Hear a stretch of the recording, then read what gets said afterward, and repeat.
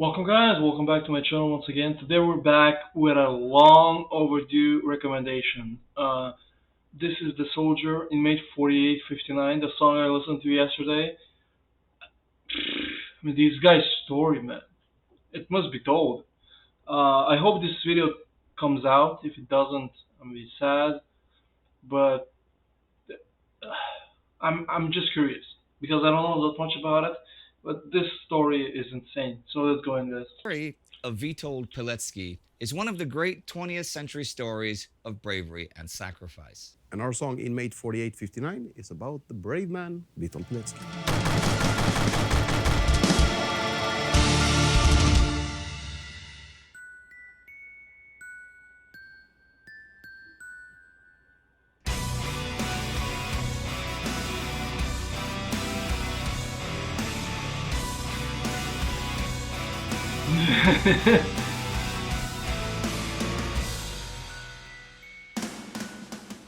The story of Witold Pilecki is as tragic as it is heroic, and it is one for the ages.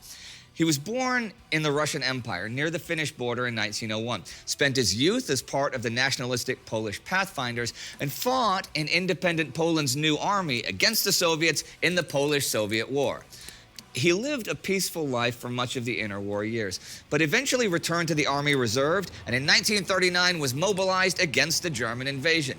Pilecki's Ulan regiment was shattered by the advancing Wehrmacht, but he joined other Polish stragglers and kept fighting until the fall of Warsaw. In late October, he disappeared into the underground, where he joined the resistance movement of the Tajna Armia Polska, an arm of the Armia Krajowa, the Polish Home Army.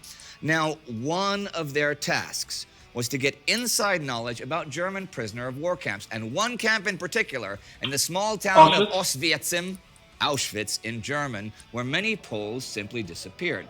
It was suspected that they were sent to Germany as forced labor, but no one knew for sure. Pilecki came up with a dangerous plan.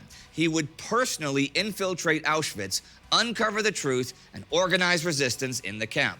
On September 19, 1940, using the alias Tomasz Serafiński, he intentionally walked into a German security sweep on the streets of Warsaw. SS men seized him, and the next day he was herded alongside other Poles into trucks at the Warsaw train station. Jesus Christ, all day they drove east. The men pressed together without food or water. Now, the rest of this story is told directly from the source material, from Pilecki's personal report about his experiences in the camp. It is not pretty. Arriving at the camp, Pilecki and the crowd of men were driven forward by brutal beatings from the guards. Some men were pulled out of the group at random, unprovoked, and shot in the head to break any thoughts of resistance. Accompanied by the laughter of the guards, they were then pushed on past the barbed wire and towards the parade ground, where a group of men in striped clothes was waiting for them. These men jumped the newcomers with fists and clubs. Some were actually beaten to death. The men in the striped clothes then asked them questions about their backgrounds and their jobs. And those who said academics or doctors were knocked to the ground. With boots kicking against their heads, their murderers proclaimed that this is the concentration camp Auschwitz, my good man.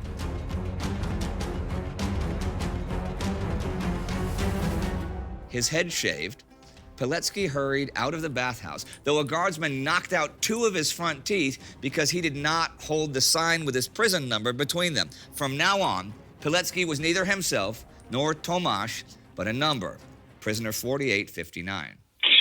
In his paper-thin, blue and white striped uniform and a pair of ill-fitting wooden shoes, he found himself once again on the parade ground. There, he encountered the murderous men again. They were called kapos, prisoner functionaries. Often German or Polish criminals, they were tasked with, let's say, keeping things in line inside the camp, since the regular SS men lived in barracks outside, right? Most of the capos were violent sadists who enjoyed brutally beating and torturing the helpless prisoners. Wearing yellow armbands with the capo label, they also oversaw the labor companies, to one of which Pilecki was assigned. In that labor company, it became clear that Auschwitz aimed to first exterminate the Polish intelligentsia.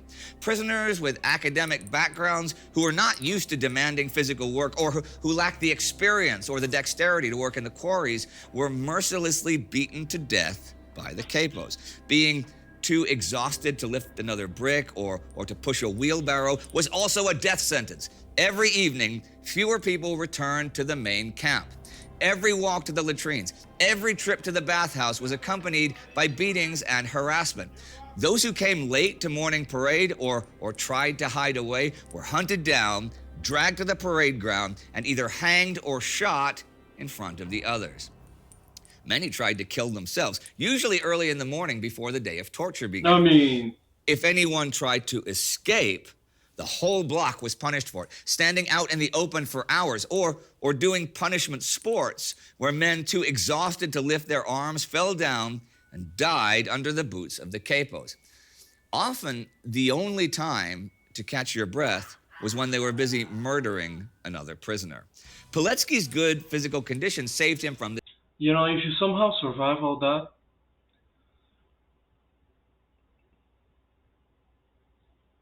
I don't know, man. If I don't think there are many Holocaust survivors by now because it's been so long. It's been 80 years now. Um, they must have all passed away by now. But if you survive, I mean, This fate. But for how long could that last? Well, Pilecki set out to build his first resistance cell, a group of 5 men. Later, he would create other 5er groups, but none of them knew of the existence of the others. So in case they were captured and tortured, they could not betray the whole network, right? Those groups would either organize food or clothing or would help other members to get a job, since it was clear from day one that staying in the worker groups, the labor groups, even well-conditioned men like Pilecki would soon die. So many of those worker prisoners did in fact die that the prisoners had to build the first camp crematorium. Pilecki noted that the camp became one big mill which ground living people to ash. In 1941, as more and more prisoners were brought in, the camp grew. Larger fences were needed, more barbed wire and more guard towers. And as Auschwitz grew, it needed to feed itself. And this opened up jobs for the older prisoners. With careful planning, Pilecki got his 5er groups into the carpenters, the postal service, and the barbers. He eventually got himself a job as a repairman for an oven inside an SS man's house outside the camp. what the fuck? Upon leaving the living hell of Auschwitz, he returned to a world of lavish gardens, laughing children at play, and villagers having normal, everyday conversations with. You know the contrast between being inside the camp and being outside. It's insane. It's like you go from being in hell to being in heaven. You know, it's Jesus Christ, man. One another. Pilecki felt the questions burning inside him. What was the real world? What was the real nature of man? What was the culture of the 20th century? Since mankind had advanced so far from the barbarism of old, how is this still possible? Or was this the true face of humanity? Would the whole world look like this if the boundaries of civilization disappeared?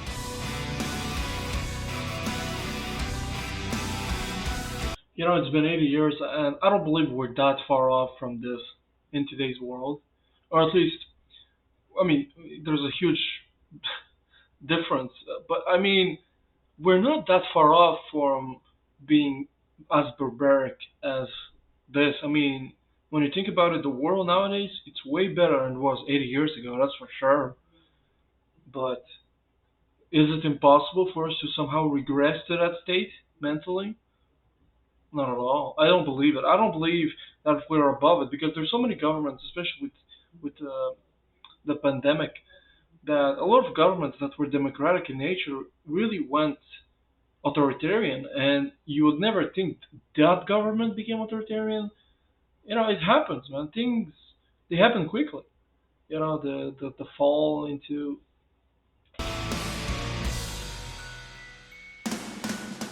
Each morning, he and the other prisoners found themselves surprised to be alive. Their bodies thin to the bone, Jesus black and blue Christ. from the daily beatings, riddled with lice and fleas, living on a starvation diet. Only his daily mantra, "You're not giving up," helped Pilecki keep on and try to inspire others to do the same. Survival was only possible through friendship and mutual help. Loners died quick. Now, up until May 1941, it was possible for ordinary Poles to be released from Auschwitz, mostly by their families paying enormous sums to the Germans. Those released prisoners smuggled Pilecki's notes to the Armia Krajowa, but when the war between Germany and the Soviet Union began, this stopped. Instead, new groups began arriving to the camp. Many were now Jews, and by the end of August, the first Soviet prisoners were transported to Auschwitz. Pilecki reports that one day, 700 officers were tightly packed into a room all day, till finally a group of German soldiers with gas masks on threw gas containers inside. This was the first act of gassing people with hydrogen cyanide at Auschwitz, according to Pilecki.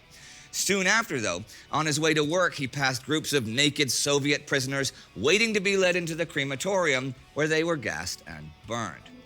The capos were often brutal savages, but the bestiality of some of the SS guards was even worse. Pilecki tells of guard dogs trained to go for the throats of prisoners, the torture of smashing testicles with a hammer, and many stories far too nightmarish to tell here.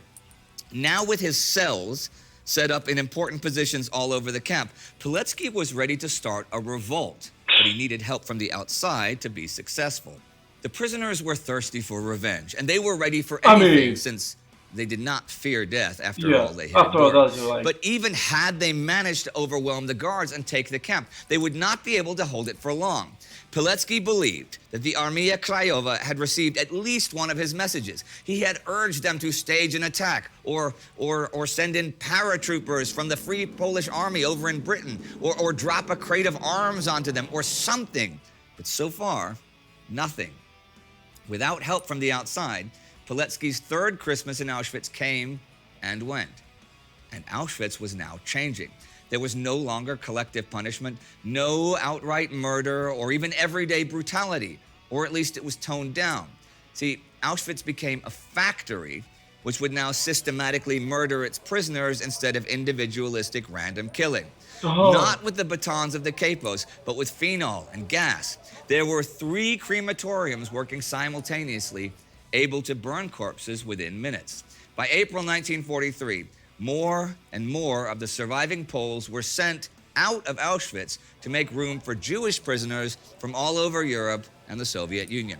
This meant the end of Pilecki's network, as its members were sent to other camps. So after 2 years and 7 months of surviving in Auschwitz, Pilecki decided it was time to break out, since an uprising was no longer possible. Okay.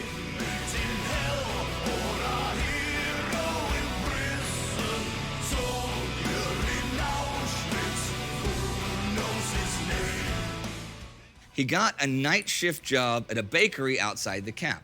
Shortly after Easter, as one guard was asleep, he and 2 other men pushed the door open and ran. Shots cracked out behind them, but they ran all night and all day until they reached a small town. With help from patriotic Poles, Pilecki smuggled himself back to Warsaw, where, on August 23, 1943, after nearly 1,000 days in Auschwitz, he met with commanders of the Armia Krajowa, telling them of his experiences, all the death, all the torture, but people hesitated to believe him.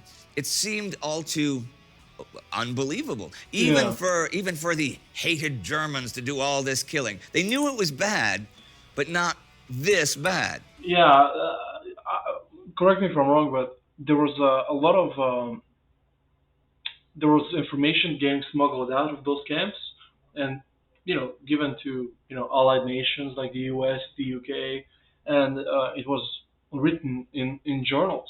But the citizens didn't believe them because, first of all, the stories were so horrific that it didn't make any sense. Logically, it makes no sense. When you think about it, logically, you're at war with the Soviet Union. What you're going to do, you're going to waste resources to kill people for no reason based on their ethnicity. It makes no sense when you think about it. But the reason why people didn't believe it was because during the First World War, the Allies made such so much propaganda against the Germans. And while the Germans in the First World War were brutal, The propaganda that the Allies made were they were demons basically. And so after the war, everybody were like, this was all a lie. All the story that my country, the French, the English, and all the other nations were told about, or were telling their citizens about the Germans. Most of it was lies, exaggerations. So they didn't believe it because of that. Because you can only lie to people so long. Pilecki would stay in the underground army and fight in the Warsaw Uprising of 1944.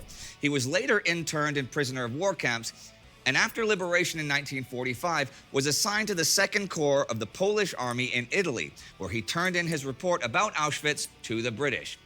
For Pilecki, Auschwitz was the symbol of the Polish struggle for existence. He himself could never go back to a normal civilian life after experiencing what you've just heard. Yeah. He maintained contact with the underground resistance, now against the Soviet Union, after the war, and indeed returned to Poland in late 1945 to report on the Soviet occupation. He lived and worked undercover, but on May the 8th, 1947, the Ministry of Public Security captured him. He was tortured and dragged before a kangaroo court and accused of many things, including espionage and planning an armed uprising. The sentence was death. On May 25th, 1948, in the Mokotów prison in Warsaw, Witold Pilecki was executed. His final resting place remains unknown. In 1990, Pilecki and others from that show trial were rehabilitated, and today he is celebrated, and with good reason, as a Polish patriot and a hero. Now, we cannot even imagine what he went through and what courage it must have taken to do so. His life, man, that's a life of. I'm without words, man. Guys, I'm speechless. What do you want to say? This is insane. The things he went through, he didn't kill himself. Number one, I would have killed myself right away. I'm not that brave. I'm not that.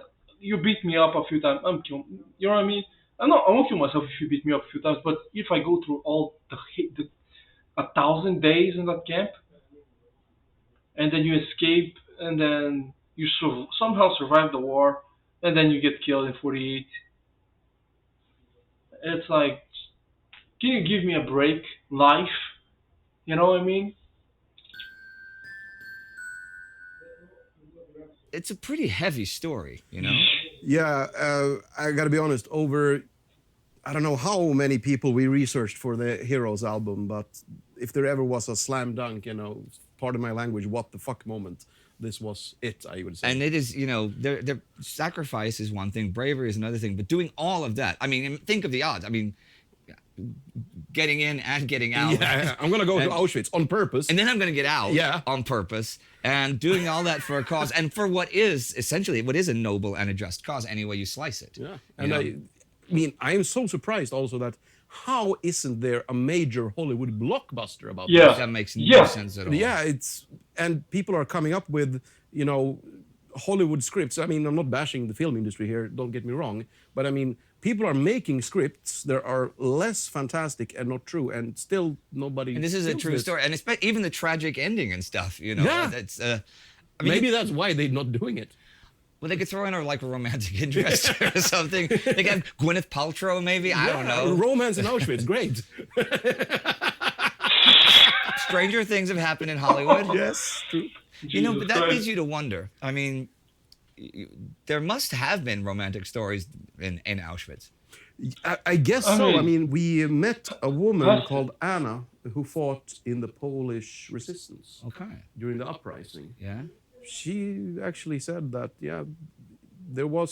she was flirting with a guy in the middle of, I mean, not as they were shooting, I guess. Yeah. But that's not 24 hours a day, 7 days a week. Exactly. So, I mean, she said it's strange how you can normalize such a extreme situation and life still goes on. You still go to the toilet, everybody understands that, but you are still actually falling in love while fighting or waging a war. Yeah. And if this guy could break out, then of course you could break from the men's side to the women's side. Yeah. You know, it's nothing. I mean, if there's one thing this all proves is nothing is impossible. Nothing is as impossible as you think. I know, but it is. It's you know what would even more than just a Hollywood movie. It'd be a good miniseries.